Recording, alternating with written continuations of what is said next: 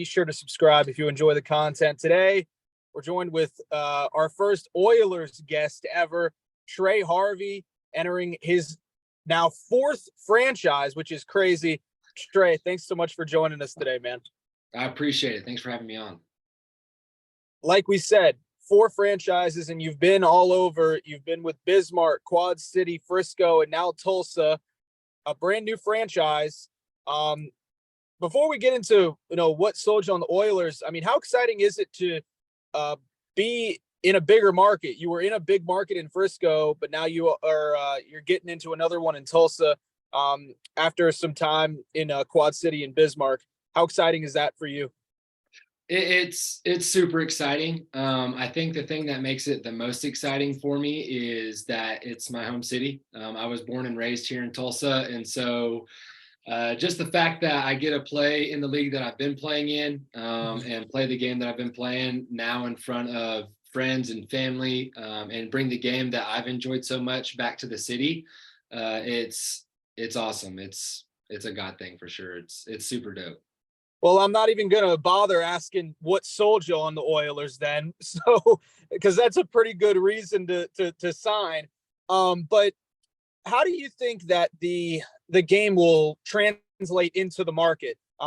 Arena football was there in the past, but it's the first indoor football franchise that is in Tulsa. So how do you think that the city will embrace the game? Because we've seen some cities do, some cities don't. It's safe to say that Tulsa has in the past and will now. What is it about the city that you think will embrace this franchise? Well, it's Oklahoma. It's in the South. Football is another religion down here. And so just having a professional football team to cheer for, most people here are Kansas City fans or Dallas fans, with that just being the closest NFL team to them. And so I think this is something that people have been waiting a long time for. I know that just with my conversations with people in the community and people that I talked to about the Oilers, that I've heard people say like, oh, I was season ticket holders for the Talons and I've already got my season tickets for the Oilers. They talk about how they used to go to all the games for the Talons. And so there's been a lot of positive vibes in the community and in the city about it. I believe last time that I checked, or like I talked with him about it, that our franchise is leading the league in season ticket sales right now. That's awesome. So, that's awesome. That just is an encouragement to me as a player, but also to the staff of the Oilers, just to see the kind of support that we're going to have from this community. They do a great job supporting our hockey team already, and so with it just being football and how much football is loved in this state, I think it's just going to be awesome to give them a professional team to root for. And then you've been around enough franchises now that you've seen a few different business models in this. And I mean, just to be a hometown kid, a marketable face for this franchise, you have to love the direction that the league is going in, finding these rabid fan bases that, like you said, they don't have professional football in Oklahoma. It's returning now. You have to be just ecstatic to be able to bring the indoor game back to your hometown. Yeah, absolutely. And, with conversations with people, I had no idea why the XFL or the USFL overlooked Oklahoma, the Tulsa and Oklahoma City market. I thought it was a no-brainer when you look at OU and Oklahoma State and the kind of support that we give our college teams. There was a point where if OU didn't sell out their home game, that it was a shocker. And so you just think like, man, what could happen if there was a professional team here for them to support that? And, I think Tulsa is a perfect market for it. Like you said, I've been in Bismarck, North Dakota, all the way to Frisco, Texas, and so I've experienced both ends of the spectrum. And Tulsa is I think it's a perfect fit. And I love this model that I would think that the IFL is targeting with these ownership groups that are already within the hockey realm, and realizing that, it's just a different game, but the same market. It's the same game plan, Same systems in place. and it gives these ownership groups an opportunity to make more money throughout the year and not have as long as the off season. So I love that approach. I think that it's great for the IFL. I think it's great for growing it in a sense as well, because when you partner with these ownership groups that already have hockey teams, you are almost kind of bringing along the fans that were already supporting that franchise. And so when they know it's the same ownership group, same franchise, it's just a different sport, I feel like that's going to help carry over more people and grow the game. 1,000%, because it really is, like you said, it's that niche audience, hockey in the South, and then indoor football. It's a fantastic partnership that Tulsa ownership group has created. Moving more into just your journey now, not a lot of guys play 4 seasons in the IFL. Not a lot of guys play for 4 different organizations. What was it? Was it really just the opportunity to play in front of your hometown? What was it that you said, all right, I'm going back for a 4th year IFL football? Is the goal still to move outdoors for you? Where are you at in the journey of your career? Yeah. So I had an interesting start to my career, starting in 2020. Yeah, was a whirlwind undefeated champions, man. Yeah, absolutely. And I always like to make a joke. So I came in, I played offense in college. So I was a all conference tight end, H-back hybrid kind of guy.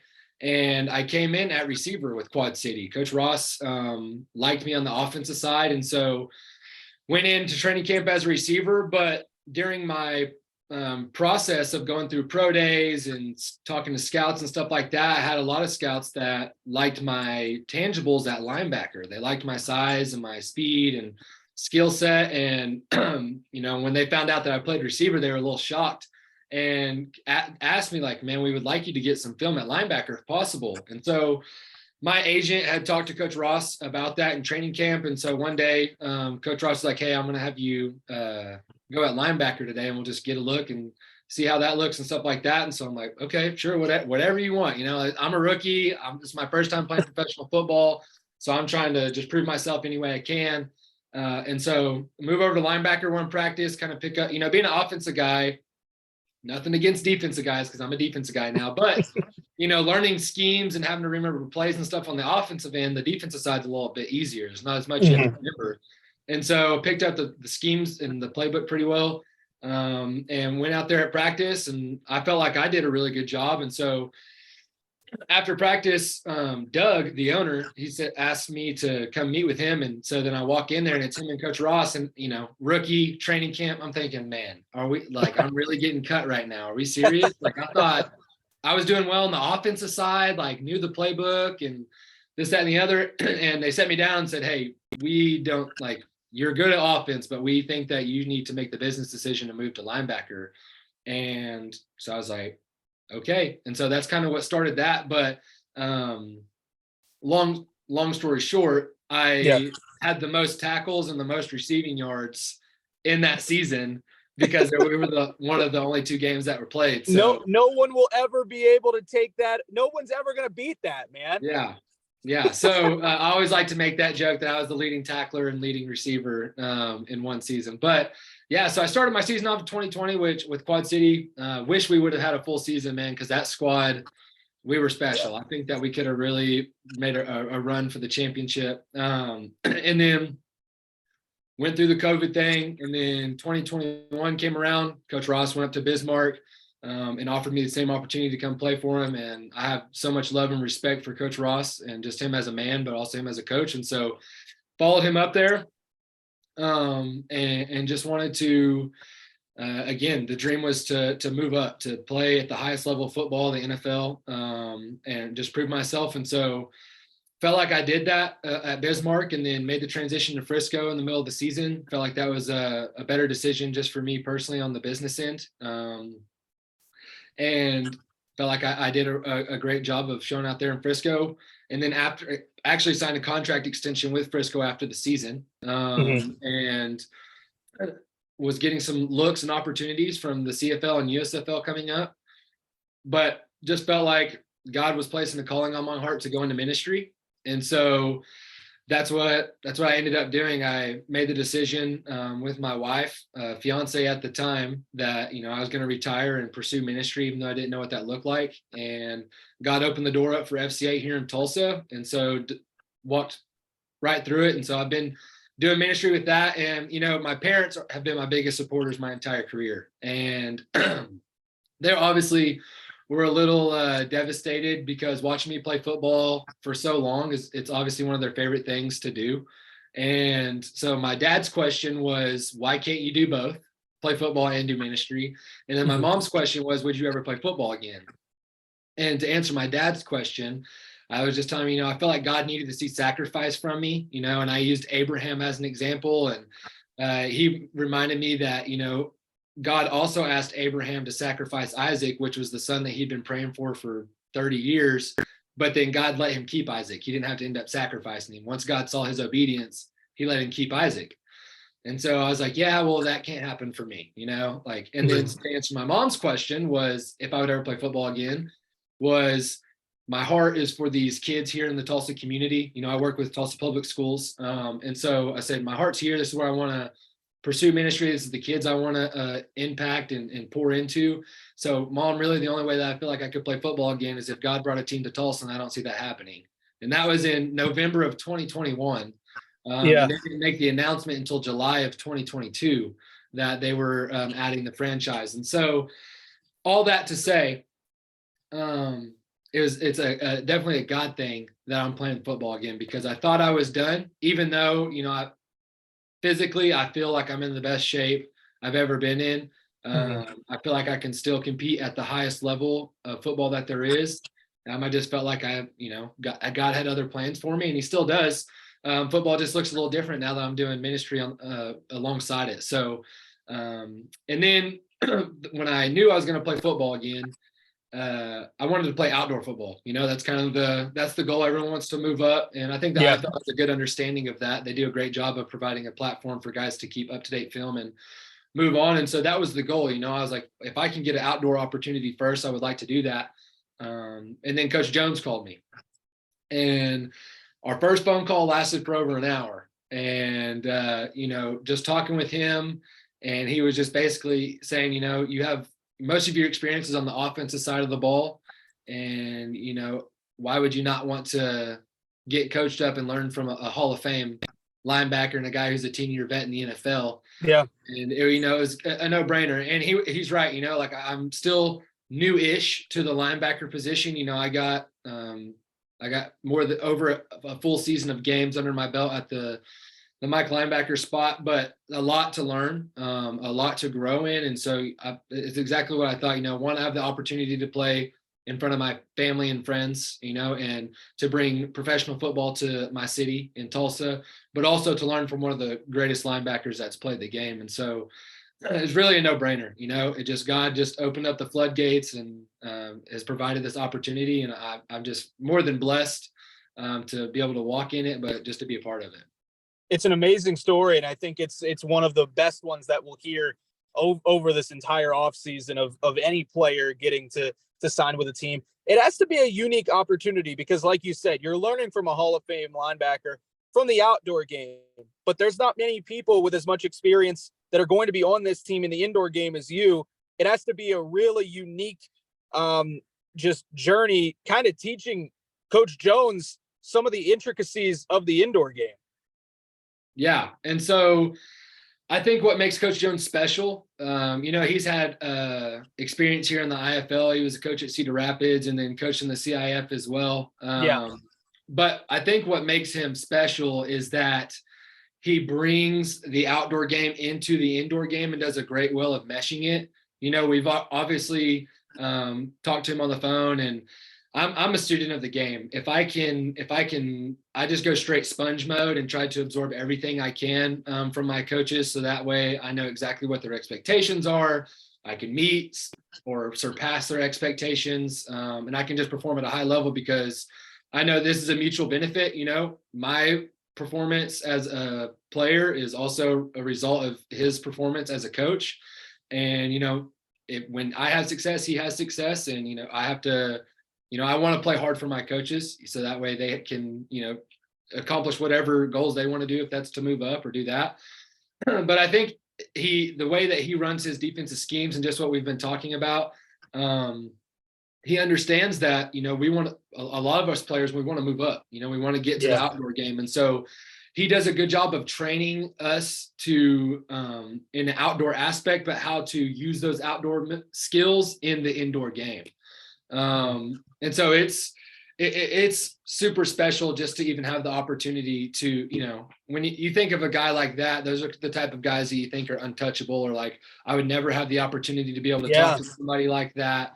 So it's kind of surreal to think about it, to be able to that I'm going to be able to work with a guy like that and to learn and get just all his little tricks and all the skills and things that he did that made him successful at the position. And just his willingness to share that, so super excited about that. I'm very, very, I'm pumped just to see how the elevation that my game takes just from working with him. And to be transparent, in the IFL, there, financials is obviously something that takes into consideration. And so sometimes you can't get a full coaching staff, you got to make your ends meet, and some coaches coach multiple positions. And so I haven't had a true linebackers coach since I've been in the IFL. I've either worked with the D line or I worked with the DBs at practice, And so now that I have a guy who is going to be working with me strictly on that position, I'm just excited to see where it takes my game.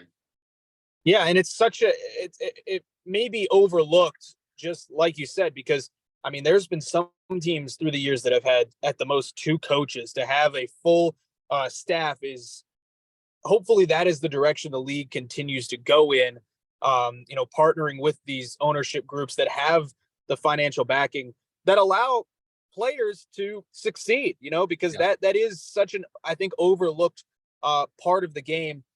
2 more questions for you. You guys, the roster is an interesting mix of guys who have succeeded at the indoor level, have, either played at the indoor level or, CIF Rookie of the Year joining you guys. But then there's also some guys who are entering their first ever year of indoor football. And you are a guy who has really enjoyed mentoring people in your life. How exciting is it to teach the indoor game to the rookies once you get into camp? It's got to be a really exciting opportunity for you. Yeah, I love mentoring. If there's a way that I can serve and help somebody, I just want to jump on that opportunity. And so, the fact that we're going to have a lot of guys who haven't experienced the indoor game yet doesn't worry me, because they come from either high level football, they know how to compete, they've been on winning programs. And so that's easy translatable. Just got to make some few tweaks here and there on how to accomplish those same things in a different manner. So I'm just excited to be able to serve my teammates any way that I can. I want to, servant leadership is the leadership style that I strive to follow and to have. And any way that I can help these guys out, whether that be learning the rules of the game or learning how to read coverages better or how to, anything. Because like I said, I have experience on both sides of the ball. And so however I can help, that's all I want to do. I want to help them because I want not only the team to be successful, but I want them to be successful as well in life, And so I heard a quote from a great coach, Teddy Owens, Hall of Fame basketball coach, used to coach at Kansas.